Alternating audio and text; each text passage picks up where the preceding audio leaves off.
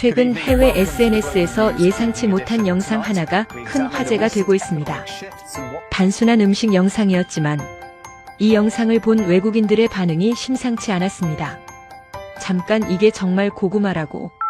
고구마를 이렇게 먹는다고? 바로 한국의 고구마 음식 문화 때문이었습니다. 외국에서는 보통 고구마를 구워 먹거나 파이 정도로 사용하는 고구마가 한국에서는 전혀 다른 음식으로 변하고 있었기 때문입니다. 군고구마, 고구마 마탕, 고구마 튀김은 물론 심지어 고구마 라떼와 고구마 디저트까지 평범한 재료 하나가 이렇게 다양한 음식으로 변하는 모습에 외국인들은 놀라움을 감추지 못했습니다. 특히 한미국 음식 연구가가 한국 카페에서 처음 고구마 라떼를 맛본 순간을 촬영한 영상이 해외 커뮤니티와 SNS를 통해 빠르게 퍼져나가면서 지금 전 세계에서 큰 화제가 되고 있습니다. 도대체 한국에서는 어떻게 고구마 하나로 이렇게 다양한 음식이 만들어지는 걸까요? 그리고 그 음식들이 지금 해외에서 큰 반응을 얻고 있습니다. 지금부터 해외에서 난리난 한국 고구마의 음식 이야기를 확인하겠습니다. 시작에 앞서 좋아요, 구독 눌러주시면 영상 제작에 큰 힘이 됩니다. 안녕하세요. 저는 미아 윌슨입니다. 올해 나이는 32살입니다. 저는 미국에서 음식 문화를 연구하고 그 과정을 영상으로 기록하는 일을 합니다. 세상 곳곳의 음식 문화를 직접 발로 뛰며 담아온 지 벌써 6년이 됐어요. 멕시코의 길거리 타코를 먹으며 울었고 인도의 시장 골목에서 향신료 냄새에 압도됐으면 이탈리아의 작은 마을에서 할머니가 만들어준 파스타를 먹고 음식이 언어라는 걸 처음 느꼈습니다. 그렇게 음식을 통해 세상을 이해하는 게 제 일이었어요. 그런데 이상하게도 늦었습니다. 가야겠다고 생각한 건 오래됐는데 계속 다른 나라가 먼저였어요. 어쩌면 한국 음식에 대한 정보가 너무 많아서였는지도 모릅니다. 어디서든 김치 얘기를 들었고 불고기는 이미 미국에서도 익숙한 단어였으니까요. 그래서 어느 순간부터 한국을 안다고 착각했던 것 같아요. 알고 보니 저는 아무것도 몰랐습니다. 한국행 비행기를 탄 건 12월이었어요. 연구 주제는 하나였습니다. 한국의 음식 문화에서 외국인이 받는 문화 충격. 현장에서 직접 겪고 느끼고 기록하는 것이 목표였어요. 뭔가 대단한 걸 발견할 것 같은 예감 같은 건 없었어요. 그냥 새로운 나라, 새로운 음식, 그 정도였습니다. 인천공항에 내린 건 오전이었는데 공기가 달랐어요. 차가웠고 건조했고 그런데 묘하게 깨끗한 느낌이었습니다. 공항 안으로 들어서자마자 사람들이 빠르게 움직이고 있었어요. 질서가 있었는데 여유롭지 않았고 바쁜데 혼잡하지 않았습니다. 그 균형이 신기했어요. 공항 안내판을 따라 이동하면서 저는 벌써 무언가를 느끼기 시작했어요. 크고 밝은 공간, 안내원들의 친절함, 그리고 곳곳에서 풍겨오는 음식 냄새. 공항 지하 식당가를 지나가는데 뭔가 달콤하고 고소한 냄새가 났어요. 멈춰서 주변을 둘러봤는데 그게 뭔지는 그때 알 수 없었습니다. 짐을 찾고 서울 시내로 향하는 버스를 탔어요. 창밖으로 풍경이 지나갔습니다. 회색 하늘, 촘촘한 아파트들, 그 사이로 한글 간판들. 낯설었는데 낯설지 않은 묘한 느낌이었어요. 제가 상상했던 것과 많이 달랐고 생각보다 훨씬 현대적이었습니다. 숙소에 짐을 풀고 나서 저는 바로 밖으로 나왔어요. 도착한 날부터 거리를 걷는 게 제 방식이거든요. 어떤 나라든 걷다 보면 그 나라의 진짜 얼굴이 보이더라고요. 서울의 12월은 꽤 추웠습니다. 코트를 단단히 여미고 골목길로 들어섰어요. 작은 가게들이 줄지어 있었고 사람들이 빠른 걸음으로 지나다녔죠. 그런데 얼마 안 가서 저는 멈춰 설 수밖에 없었습니다. 연기였어요. 골목 어귀에서 연기가 피어오르고 있었는데 그 냄새가 이상하게 달콤했어요. 가까이 다가가자 작은 수레가 보였습니다. 중년 남성이 커다란 드럼통 같은 것을 앞에 두고 계셨어요. 그 안에서 검게 그을린 돌들 사이로 고구마가 구워지고 있었습니다. 군고구마였어요. 저는 사실 고구마를 모르지 않았습니다. 미국에서도 고구마는 흔한 식재료니까요. 추수감사절 테이블에는 항상 스위트 포테이토 캐서롤이 올라왔고 구운 고구마는 건강식으로 잘 알려져 있었죠. 그런데 그 수레 앞에 서서 맡은 냄새는 제가 아는 고구마 냄새가 아니었어요. 훨씬 더 진하고 훨씬 더 달콤하고 뭔가 오래된 것 같은 냄새였습니다. 모닥불 같기도 하고 할머니 집 같기도 하고. 저는 손짓으로 하나 달라고 했어요. 아저씨가 집게로 고구마를 꺼내 신문지에 싸서 건네주셨습니다. 뜨거웠어요. 양손으로 감싸 쥐자 손이 녹는 것 같았죠. 저는 그냥 그 온기를 잠깐 즐겼습니다. 12월의 서울 골목에서 손에 뜨거운 고구마를 들고 서 있는 게 이상하게 자연스러웠어요. 한 입 베어 물었을 때 저는 잠깐 눈을 감았습니다. 달았어요. 그런데 설탕 같은 단맛이 아니었어요. 훨씬 깊고 묵직하고 끝에 약간 고소한 뒷맛이 남았습니다. 껍질 근처는 살짝 탄 것 같았는데 그게 오히려 더 맛있었어요. 저는 한 개를 다 먹으면서 이게 같은 고구마가 맞나 싶었어요. 똑같은 재료인데 이렇게 다를 수 있다는 게 신기했습니다. 그런데 그게 시작이었어요. 골목을 조금 더 걷다 보니 작은 분식집이 보였습니다. 유리창 안쪽으로 뭔가 반짝이는 것들이 보였어요. 호기심에 안을 들여다봤더니 주황빛으로 윤기나는 음식이 트레이 위에 쌓여 있었습니다. 색이 너무 예뻤어요. 캐러멜처럼 반짝이는데 모양은 통통하고 불규칙했습니다. 들어가서 뭐냐고 물었어요. 직원이 웃으며 말해줬습니다. 고구마 마탕이라고요. 고구마 마탕. 저는 그 이름을 속으로 2번 반복했어요. 마탕이라는 단어가 생소했는데 발음 자체가 뭔가 맛있는 느낌이었습니다. 한 접시를 주문했어요. 작은 포크로 하나를 집어 입에 넣는 순간 저는 소리를 냈어요. 작게 하지만 분명히 감탄하는 소리를요. 겉은 바삭하고 달았는데 안은 부드러웠습니다. 뜨거운 시럽이 얇게 코팅돼 있었는데 그게 식으면서 살짝 굳어지는 느낌이 재미있었어요. 군고구마와 완전히 다른 음식인데 분명히 같은 재료였습니다. 저는 그게 신기했어요. 하나의 재료가 이렇게 다른 모습으로 나타날 수 있다는 게요. 저는 그날 오후 다시 거리를 걸었습니다. 그리고 분식집을 하나 더 발견했어요. 메뉴판을 보다가 고구마 튀김이라는 항목을 발견했습니다. 이미 2가지를 먹었는데 또 고구마였어요. 주문을 하지 않을 이유가 없었죠. 고구마 튀김은 생각보다 컸어요. 적당히 두꺼운 고구마가 튀김옷을 입고 나왔는데 겉이 노릇하고 바삭했습니다. 한 입 베어 물자 안이 촉촉하면서도 달콤했어요. 군고구마의 깊은 단맛도 아니고 마탕에 코팅된 단맛도 아닌 또 다른 단맛이었습니다. 저는 그걸 먹으면서 이상한 생각이 들었어요. 지금까지 먹은 게 전부 고구마인데 왜 다 다른 음식처럼 느껴지는 걸까? 저는 연구자예요. 음식을 그냥 먹는 게 아니라 분석하는 사람이죠. 그런데 그날 서울 골목에서 저는 분석보다 감탄이 먼저 나왔습니다. 이게 단순히 조리법의 차이가 아니라는 느낌이 들었어요. 고구마를 대하는 방식 자체가 달랐습니다. 재료를 변형시키는 게 아니라 재료가 가진 다양한 면을 끌어내는 것 같았어요. 그 차이가 뭔지는 아직 몰랐지만 뭔가 있다는 건 알았습니다. 숙소로 돌아오는 길에 저는 메모를 했어요. 오늘 먹은 것들, 느낀 것들, 궁금한 것들을요. 한국에서의 첫날이었는데 이미 노트 한 페이지가 가득 찼습니다. 그리고 숙소 근처 골목을 지나가다가 작은 카페 하나가 눈에 들어왔어요. 아담한 곳이었는데 유리창에 메뉴가 적혀 있었습니다. 저는 무심코 메뉴판을 훑어봤어요. 아메리카노, 카페라떼, 녹차라떼, 그리고 저는 눈을 의심했습니다. 고구마 라떼. 저는 그 3글자 앞에 한동안 멈춰 섰어요. 군고구마도 먹었고 마탕도 먹었고 튀김도 먹었습니다. 그런데 이건 다른 차원이었어요.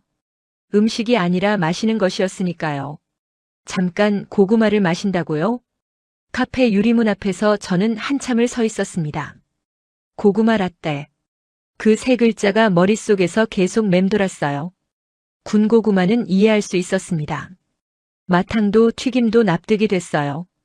고구마는 달고 고소하니까 간식이 되는 건 자연스러운 일이었죠. 그런데 음료라는 건 달랐습니다. 커피도 아니고 차도 아니고 고구마를 갈아서 마신다는 게 대체 어떤 맛일지 저는 전혀 감이 오지 않았어요.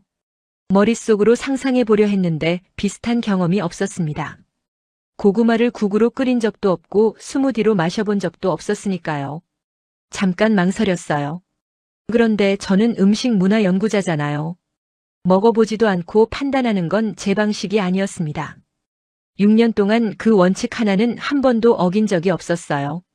저는 문을 열고 들어갔습니다. 카페 안은 따뜻했어요. 바깥 12월 공기와 확연히 달랐습니다. 작은 공간이었는데 아늑했어요. 나무 소재 가구들이 놓여 있었고 조명이 은은했습니다. 사람들이 각자 음료를 들고 조용히 앉아 있었어요. 유리잔도 있었고 머그컵도 있었는데 색깔들이 다 달랐습니다. 그 풍경이 묘하게 정겨웠어요. 카운터 앞에 서서 메뉴판을 다시 봤습니다. 고구마 라떼, 가격은 생각보다 비싸지 않았어요. 저는 주문했습니다. 직원이 음료를 만드는 걸 지켜봤어요. 스팀 밀크가 들어가고 거기에 주황빛 파우더 같은 게 섞였습니다. 그리고 위에 하얀 거품이 올라갔어요. 완성된 컵을 건네받았는데 색이 예뻤습니다. 부드러운 주황빛이었는데 꼭 늦가을 노을 같았어요. 저는 컵을 받아들고 잠깐 바라봤습니다. 이게 정말 고구마로 만든 거라고 속으로 다시 한번 되새겼어요. 테이블에 앉아서 냄새를 먼저 맡아봤습니다. 달콤하고 고소한 냄새가 났는데 군고구마 냄새와 비슷했지만 훨씬 부드러웠어요. 크리미한 느낌이었습니다. 날카롭지 않고 둥근 냄새랄까요? 뭔가 포근한 느낌이 났어요. 한 모금 마셨습니다. 저는 컵을 내려놓고 잠시 가만히 있었어요. 뭔가를 처음 먹었을 때 그 맛을 정리하는데 시간이 필요한 순간이 있거든요. 그런 순간이었습니다. 달았어요. 하지만 설탕처럼 자극적인 단맛이 아니었습니다. 고구마 특유의 깊고 자연스러운 단맛이 우유와 섞여서 전혀 다른 무언가가 됐는데 그게 너무 부드러웠어요. 목을 넘어가면서 따뜻하게 퍼지는 느낌이 좋았습니다. 차갑게 얼어있던 몸이 안쪽부터 녹는 것 같았어요. 이게 음료구나 하는 생각이 들었습니다. 처음부터 음료로 만들어진 것처럼요. 고구마가 들어갔다는 사실을 모른다면 이게 고구마인지 절대 알 수 없을 것 같았어요. 저는 두 번째 모금을 마시면서 노트를 꺼냈습니다. 그때 카운터 직원이 테이블로 다가왔어요. 어색하지 않은 영어로 입맛에 맞냐고 물었습니다. 저는 솔직하게 말했어요. 처음엔 반신반의했는데 생각보다 훨씬 맛있다고요. 직원이 웃으며 외국인들이 처음엔 다 그런 반응이라고 했습니다. 고구마를 음료로 마신다는 게 낯설어서 망설이다가 마시고 나면 다들 놀란다고요. 저는 물었습니다. 한국에서 고구마가 이렇게 다양하게 쓰이냐고요. 직원이 잠깐 생각하더니 말했어요. 고구마는 한국에서 거의 모든 것에 들어간다고요. 음료, 빵, 케이크, 피자 토핑, 심지어 라면에도 들어간다고 했습니다. 저는 펜을 멈췄어요. 라면이라고요. 직원이 웃었습니다. 고구마는 달콤한 것에도 어울리고 짭조름한 것에도 어울리는 재료라서 한국 사람들은 고구마를 어디에든 자연스럽게 넣는다고 했어요. 경계가 없는 재료 같은 거라고요. 저는 그 말을 받아 적으면서 생각했습니다. 미국에서 고구마는 주로 사이드 디시였어요. 추수감사절 때 나오는 캐서롤이나 건강식을 먹을 때 오븐에 구워 먹는 것 정도였죠. 달콤하니까 달콤한 방향으로만 쓰는 거였습니다. 그런데 한국에서는 달콤한 것에도 어울리고 짭조름한 것에도 어울린다는 거잖아요. 그 발상 자체가 달랐어요. 재료를 하나의 틀에 가두지 않는다는 게 말로는 간단하지만 실제로 그렇게 하는 문화는 쉽지 않다는 걸 저는 연구자로서 알고 있었습니다. 고구마 라떼를 다 마시고 카페를 나왔어요. 거리가 조금 더 어두워져 있었습니다. 12월의 서울은 해가 일찍 졌어요. 바람이 불었는데 아까보다 더 차가웠습니다. 저는 코트깃을 세우고 걸었어요. 방향을 정하지 않고 그냥 눈에 보이는 것들을 따라가면서요. 그러다 골목 안쪽에서 불빛이 보였습니다. 작은 베이커리였어요. 쇼윈도 안에 빵들이 진열돼 있었는데 색이 다양했습니다. 크림색, 갈색, 초록빛, 그리고 그 중에서 유독 주황빛 계열이 많이 보였어요. 저는 당연히 걸음을 멈췄습니다. 안으로 들어갔어요.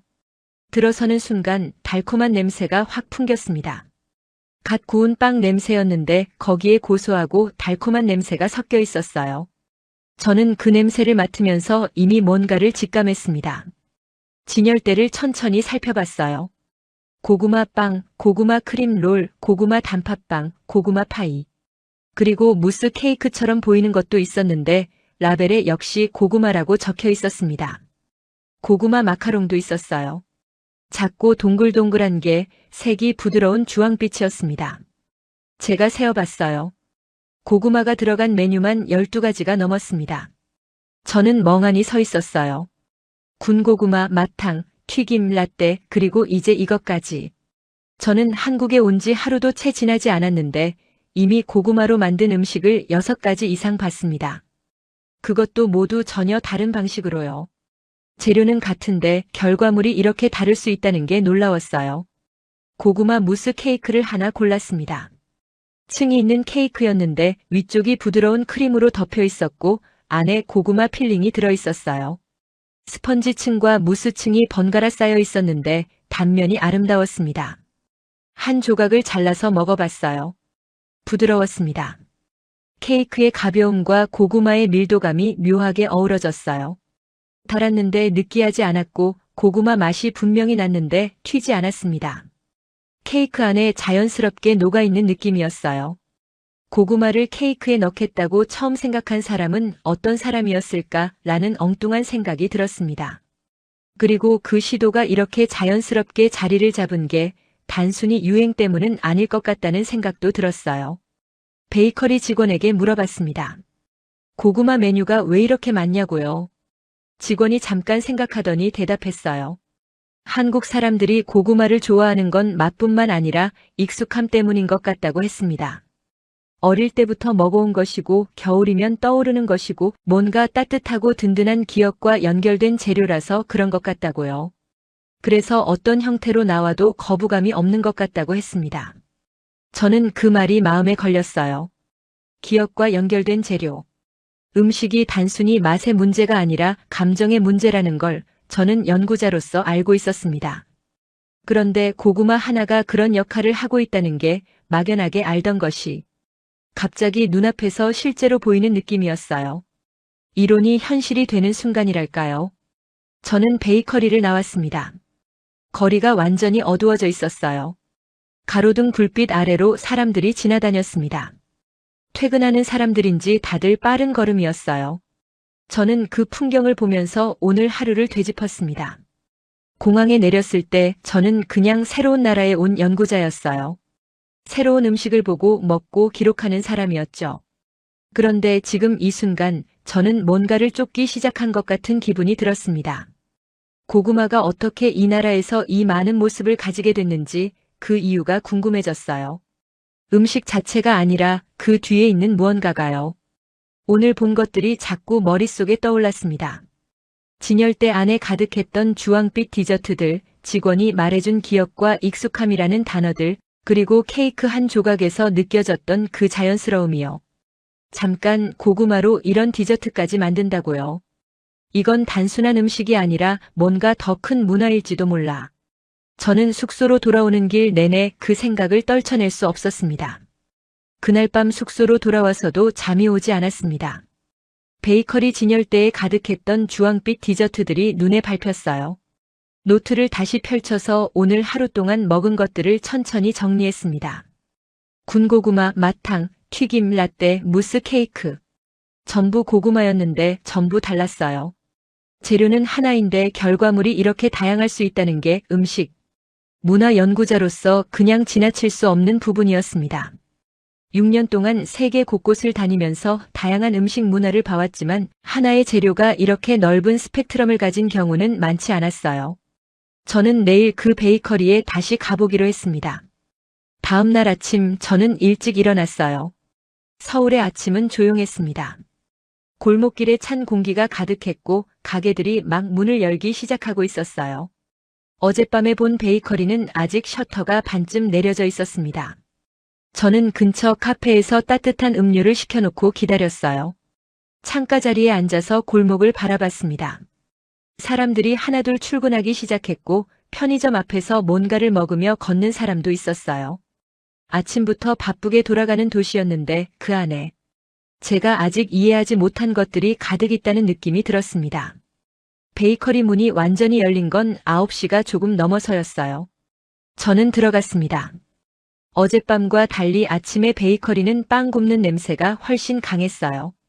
버터 냄새, 밀가루 냄새, 그리고 그 사이로 고소하고 달콤한 냄새가 섞여 있었습니다.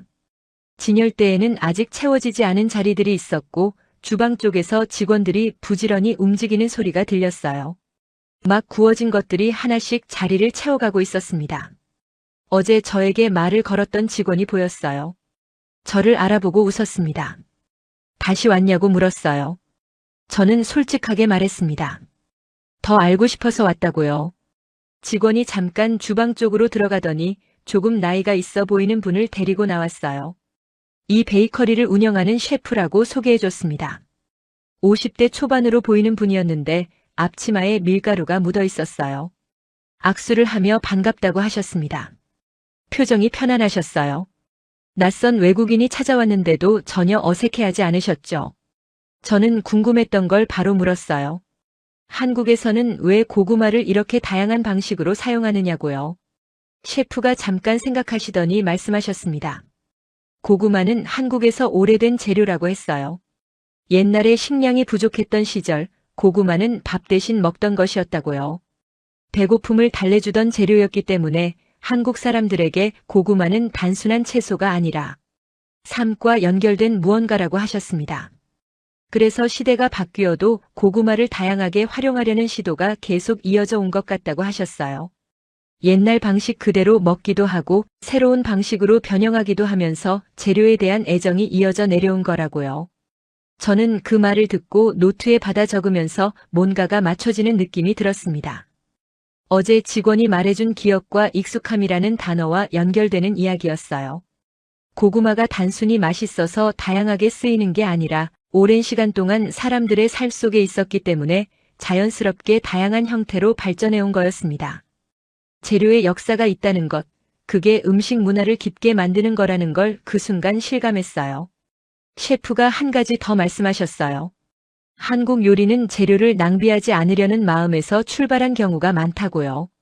있는 것으로 최선을 다해 만드는 것, 그게 한국 음식 문화의 뿌리 중 하나라고 하셨습니다. 고구마가 이렇게 다양하게 쓰이는 것도 그 연장선이라고 했어요. 귀한 재료를 구하려는 게 아니라 가까이 있는 재료를 가장 잘 쓰려는 마음이 쌓여서 지금의 다양함이 됐다고요. 저는 잠깐 말을 잇지 못했습니다. 있는 것으로 최선을 다해 만드는 것. 그 말이 마음속에 깊게 박혔어요. 단순한 요리 철학이 아니라 삶을 대하는 태도 같다는 생각이 들었습니다. 셰프가 저에게 제안을 하셨습니다. 직접 만들어 보겠냐고요. 주방을 잠깐 쓸 수 있게 해주겠다고 하셨어요. 저는 망설이지 않았습니다. 당연히 해보고 싶었어요. 음식은 먹는 것만큼이나 만드는 과정에서 배우는 게 많다는 걸 저는 알고 있었거든요. 셰프가 알려준 메뉴는 고구마 프렌치 토스트였습니다. 저는 프렌치 토스트를 모르지 않았어요. 미국에서도 자주 먹던 음식이었으니까요. 주말 아침이면 만들어 먹던 친숙한 음식이었습니다. 그런데 고구마 프렌치 토스트는 처음이었어요. 재료를 준비하면서 이게 어떤 맛일지 머릿속으로 그려봤습니다. 잘 상상이 되지 않았어요. 셰프가 옆에서 설명해 주셨습니다. 고구마를 삶아서 으깬 다음 거기에 달걀과 우유를 섞는다고 했어요. 거기에 식빵을 담가서 팬에 굽는 거라고 했습니다. 방법은 단순했는데 재료의 조합이 낯설었어요. 저는 직접 고구마를 으깼습니다. 삶아진 고구마가 부드럽게 으스러졌어요. 거기에 달걀을 풀고 우유를 넣고 소금을 아주 조금 넣었습니다. 셰프가 단맛 재료를 설탕이 아니라 꿀로 쓰면 더 자연스럽다고 하셔서 꿀도 조금 넣었어요. 섞고 나니 부드러운 주황빛 반죽이 됐습니다. 색이 예뻤어요. 식빵을 담갔을 때 빵이 그 반죽을 천천히 흡수하는 게 보였어요. 노란 빵이 주황빛으로 물드는 게 신기했습니다. 팬에 버터를 두르고 식빵을 올렸어요. 지글거리는 소리가 났습니다. 냄새가 올라왔어요. 고소하고 달콤한 냄새였는데 거기에 버터 냄새가 섞여서 굉장히 좋은 냄새가 났습니다. 주방 안전체에 퍼지는 느낌이었어요. 저는 뒤집개로 식빵을 조심스럽게 뒤집었습니다. 아랫면이 노릇하게 구워져 있었어요. 색이 참 예뻤습니다. 접시에 담아서 한 입 먹었어요. 저는 그 순간 멈췄습니다. 눈을 한번 감았다가 떴어요. 겉은 바삭하고 안은 촉촉했습니다. 고구마의 단맛이 달걀과 섞이면서 더 깊어진 느낌이었고 거기에 꿀의 향이 은은하게 올라왔어요. 프렌치 토스트인데 프렌치 토스트가 아닌 것 같았습니다. 제가 미국에서 먹던 것보다 훨씬 더 풍부하고 훨씬 더 따뜻한 맛이었어요.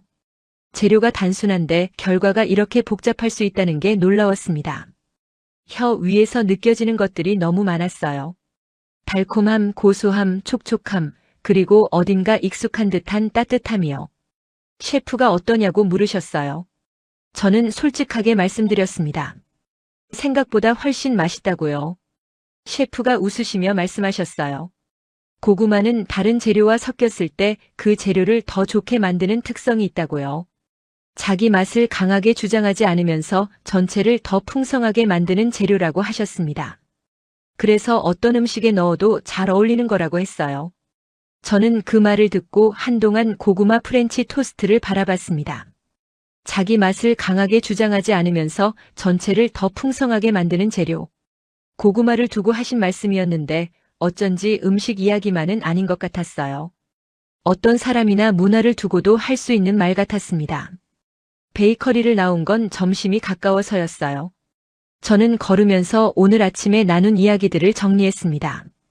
셰프가 해주신 말들, 직접 만들어 보면서 느낀 것들, 고구마 프렌치 토스트의 그 맛이요. 한국에서 고구마는 단순한 식재료가 아니었어요.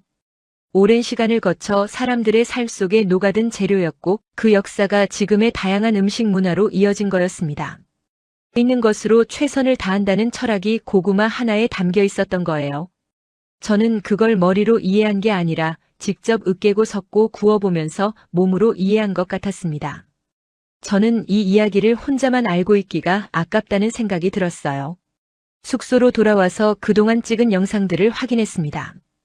군고구마 수레 앞에서 찍은 것, 마탕을 처음 먹으면서 찍은 것, 카페에서 고구마 라떼를 들고 찍은 것, 오늘 주방에서 직접 만들면서 찍은 것들이요. 영상들을 이어서 보니 하루 이틀 사이에 정말 많은 것을 담았다는 게 실감났습니다. 처음 군고구마를 손에 쥐었을 때 뜨겁다고 움츠렸던 제 모습도 찍혀 있었어요. 그때와 지금의 제가 많이 달라진 것 같았습니다. 편집을 시작했어요. 영상을 자르고 붙이면서 제가 느꼈던 감정들을 어떻게 담아낼지 고민했습니다.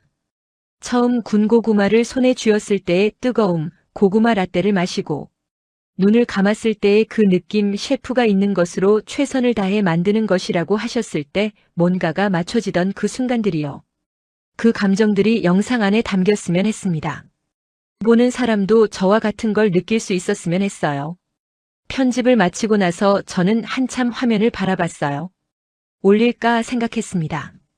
제 채널 구독자들은 주로 미국과 유럽의 음식 문화에 관심이 많은 사람들이었어요.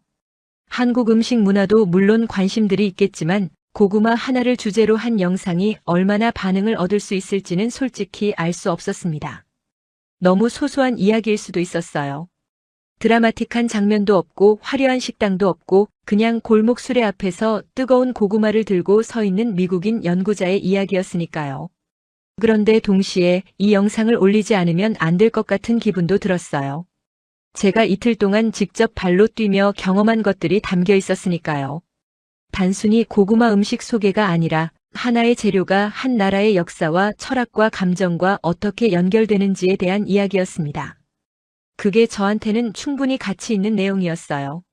누군가는 이 영상을 보고 뭔가를 느낄 것 같았습니다. 저는 업로드 버튼 앞에서 손을 멈췄어요. 이 영상을 올리면 사람들은 어떤 반응을 보일까? 고구마를 음료로 마시고 케이크로 먹고 직접 프렌치 토스트를 만들어 먹는 미국인 연구자의 이야기를요. 아마 아무도 믿지 못할지도 모른다.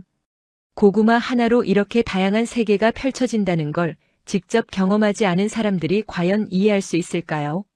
저는 노트북 화면을 바라보며 오래 앉아 있었습니다. 서울의 밤이 깊어가고 있었어요. 업로드 버튼 위에 올린 손이 한참 동안 움직이지 않았습니다. 화면 안에는 이틀 동안 제가 담아온 것들이 있었어요. 골목 어귀에서 연기를 피우던 군고구마 술에 처음 마탕을 입에 넣고 눈이 커졌던 제 모습, 카페에서 주황빛 라떼를 두 손으로 감싸주던 장면, 그리고 베이커리 주방에서 고구마를 직접 으깨던 손이요. 영상을 다시 한번 처음부터 끝까지 봤습니다. 보면서 그때의 냄새와 온기가 다시 떠오르는 것 같았어요. 군고구마를 처음 손에 쥐었을 때의 그 뜨거움, 고구마 라떼를 마시고 눈을 감았을 때의 그 부드러움, 셰프가 있는 것으로 최선을 다해 만드는 것이라고 하셨을 때 뭔가가 맞춰지던 그 느낌이요. 올리자 생각했습니다. 가치 있는 이야기라고 생각했으니까요. 화려하지 않아도 드라마틱하지 않아도 이 안에는 진짜 한국이 담겨 있다고 느꼈습니다. 저는 손가락으로 버튼을 눌렀어요. 영상이 올라갔습니다. 저는 노트북을 덮고 잠자리에 들었어요. 크게 기대하지 않았습니다. 제 채널에 영상을 올리면 처음 며칠은 반응이 느린 편이었거든요. 알고리즘이 서서히 밀어주는 방식이라 초반엔 항상 조용했어요. 그래서 그날 밤은 그냥 푹 잠들었습니다. 서울의 마지막 밤이기도 했고 이틀 동안 많이 걸어서 몸도 피곤했어요. 다음날 아침 눈을 뜨고 나서 습관적으로 핸드폰을 확인했습니다. 그런데 뭔가 이상했어요. 알림이 쌓여 있었습니다. 댓글 알림, 공유 알림, 좋아요, 알림이 화면 가득했어요. 저는 잠이 덜 깬 상태로 눈을 비비며 화면을 다시 봤습니다. 조회수가 예상보다 훨씬 높았어요. 올린 지 하룻밤 사이에요. 저는 벌떡 일어나 앉았습니다. 숫자를 몇 번이나 다시 확인했어요. 제 채널에서 이렇게 빠르게 올라간 적이 없었거든요. 댓글을 읽기 시작했어요. 정말 고구마로 저런 음식이 가능한 거야. 처음 본다. 한국 음식 문화 진짜 놀랍다. 고구마 라떼라니 마셔보고 싶어서 미치겠다. 한국 여행 버킷리스트에 추가했어. 한국 사람들 정말 창의적이다. 어떻게 이런 생각을 하지? 댓글들이 계속 올라오고 있었어요. 새로 고침을 할 때마다 새로운 댓글이 달려 있었습니다. 영어 댓글만 있는 게 아니었어요. 스페인어 댓글도 있었고 포르투갈어 댓글도 있었습니다. 프랑스어로 달린 것도 있었어요. 번역기를 돌려봤더니 내용은 비슷했습니다. 놀랍다, 가보고 싶다, 먹어보고 싶다는 말들이었어요. 어떤 댓글은 한국어로 달려 있었는데 번역해보니 한국 사람이 쓴 거였습니다. 외국인이 우리 문화를 이렇게 진지하게 봐줘서 감사하다는 내용이었어요. 그 댓글을 읽으면서 저는 뭔가 뭉클한 감정이 올라왔습니다. 저는 한동안 화면을 바라봤어요. 오전이 지나면서 조회수가 계속 올라갔습니다. 오후가 됐을 때는 제 채널 역대 영상 중 가장 빠른 속도로 올라가고 있었어요. 공유수도 크게 늘어났습니다. 어딘가에서 계속 퍼지고 있다는 뜻이었어요. 저는 어디서 퍼지는지 찾아봤습니다. 소셜미디어 여러 곳에서 제 영상이 공유되고 있었어요. 음식 관련 계정들, 여행 관련 계정들, 한국 문화를 소개하는 계정들, 그리고 한국 음식에 관심 있는 사람들이 모인 커뮤니티에서도요. 제가 의도하지 않은 방향으로 영상이 퍼져나가고 있었는데 그 방향이 나쁘지 않았습니다. 오히려 제가 전달하고 싶었던 것들이 제대로 전달되고 있는 것 같았어요. 그날 저녁 저는 숙소 창가에 앉아서 댓글을 하나하나 천천히 읽었습니다. 그 중에서 한 댓글이 눈에 오래 머물렀어요. 어떤 사람이 쓴 거였는데 내용이 길었습니다. 요약하면 이런 내용이었어요. 자기는 한국계 미국인인데 어릴 때 할머니가 겨울마다 군고구마를 구워주셨다고요. 미국에서 자라면서 그게 별로 특별한 것인지 몰랐는데 이 영상을 보고 나서 그 기억이 새롭게 느껴졌다고 했습니다. 할머니가 건네주시던 뜨거운 고구마가 얼마나 소중한 것이었는지 이제야 알 것 같다고 했어요. 그 댓글 아래에 답글이 수십 개 달려 있었습니다. 비슷한 기억이 있다는 사람들이 자기 이야기를 쓰고 있었어요. 한국계가 아닌 사람들도 있었습니다. 할머니가 겨울에 구워주던 무언가, 어머니가 추운 날 끓여주던 무언가를 떠올렸다는 사람들이요. 저는 그 댓글들을 읽고 한참 동안 핸드폰을 내려놓고 있었어요. 제가 만든 영상이 누군가의 기억을 건드렸다는 게 뭔가 이상하게 벅찬 감정이었습니다.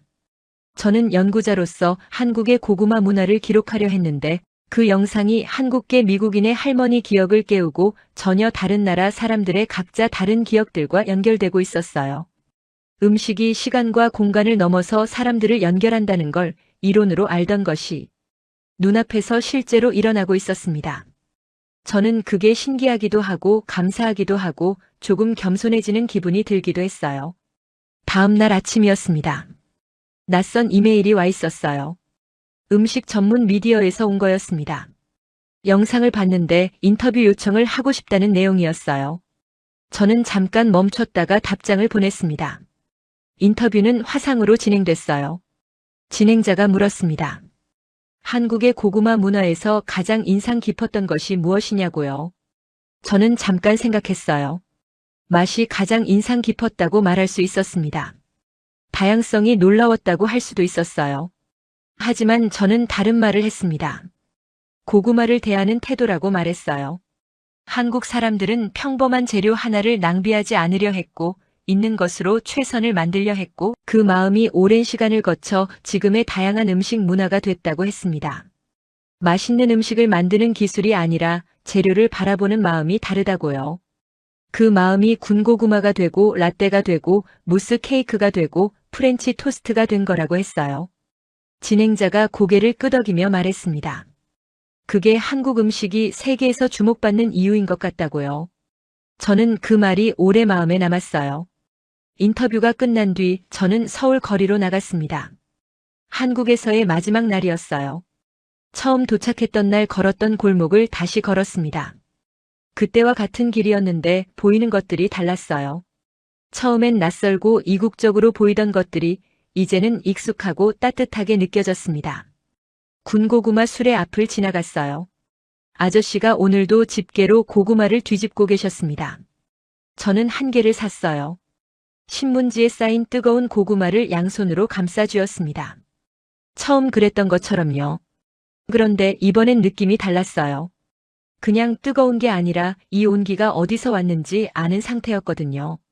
오랜 시간 동안 사람들이 이걸 나눠 먹었다는 것, 추운 겨울에 이 손을 녹이던 수많은 사람들이 있었다는 것, 그 기억들이 지금 이 수레로 이어졌다는 것을 알고 있었습니다. 한 입 베어 물었어요.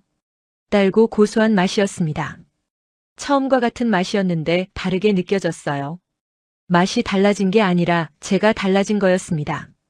같은 것을 먹어도 그 안에 담긴 이야기를 알면 맛이 달라진다는 걸 몸으로 느끼는 순간이었어요.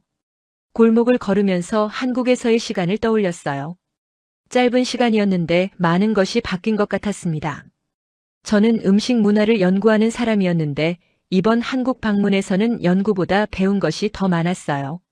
재료를 대하는 태도, 있는 것으로 최선을 만드는 마음, 그리고 음식 안에 이야기를 담는 방식이요. 그것들이 책이나 논문에서 배울 수 있는 것이 아니라 직접 골목을 걷고 냄새를 맡고 손으로 만져봐야 알 수 있는 것들이었습니다. 공항으로 가는 길에 저는 노트를 꺼내서 마지막으로 메모를 했어요. 처음 한국에 왔을 때 저는 단지 음식 문화를 연구하려 했습니다. 새로운 음식을 먹고 기록하고 분석하는 일을 하려 했죠. 하지만 이제는 알게 됐어요. 한국 사람들은 단순히 음식을 만드는 것이 아니었습니다. 재료 하나에도 이야기를 담고 역사를 담고 사람의 감정을 담아냈어요. 군고구마 수레 앞에서 손을 녹이던 사람들의 기억이 고구마 라떼 한 잔이 됐고 고구마 무스 케이크가 됐고 고구마 프렌치 토스트가 됐습니다. 재료는 하나였는데 그 안에 담긴 이야기는 수없이 많았어요. 그리고 그 이야기들이 바다를 건너 세계 각국의 사람들에게 닿았을 때 각자의 기억과 만나서 또 새로운 감정을 만들어냈습니다. 그게 음식의 힘이었어요. 레시피가 아니라 이야기였고 기술이 아니라 마음이었습니다. 그래서 아마도 한국 음식은 앞으로도 세계 사람들을 계속 놀라게 할 것입니다. 평범한 재료 하나로 새로운 세계를 만들어내는 사람들이 있는 한 그 이야기는 끝나지 않을 테니까요.